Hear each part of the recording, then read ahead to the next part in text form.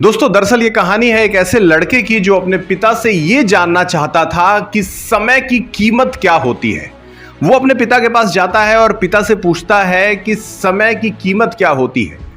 तो दोस्तों उसके पिता अलमारी से निकाल करके उसको एक घड़ी देते हैं और वो कहते हैं कि बेटा इस घड़ी को लो और मार्केट में जाओ। मार्केट में जाने के बाद इस घड़ी का दाम पता करके आओ कि कितने लोग इसको कौन कौन से दामों पे खरीदने के लिए तैयार हैं। वो लड़का मार्केट जाता है और वो लड़का मार्केट में जा करके अलग अलग लोगों के पास उस घड़ी को लेकर के जाता है।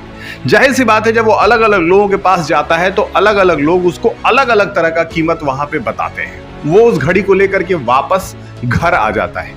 घर आने के बाद उसके पिता से वो बताता है कि पिता जब मैं गया तो मुझे लोगों ने अलग अलग कीमत इस घड़ी का बताया। दोस्तों अगले दिन सुबह सुबह उसके पिता फिर उसको वही घड़ी देते हैं और कहते हैं कि एक बार फिर वहीं जाओ और वहां जा करके लोगों से पूछो कि इस घड़ी के अंदर जो समय है उसका कीमत क्या है।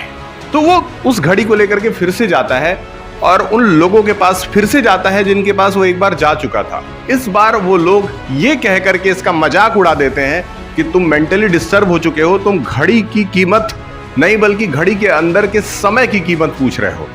ये सुनकर के वो बहुत निराश होता है और वापस अपने घर चला आता है।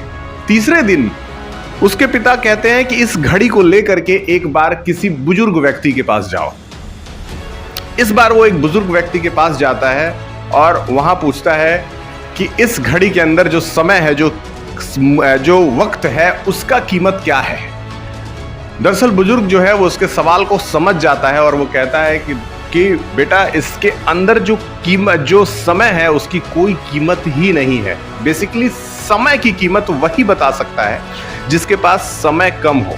ठीक उसी तरीके से जैसे कि वो व्यक्ति जो था वो काफी बूढ़ा हो गया था, अब उसने सारा जीवन बिता लिया था और अब उसके पास ज्यादा समय बचा नहीं था। तो जिसके पास ज्यादा समय नहीं है वही समय की कीमत बता सकता है।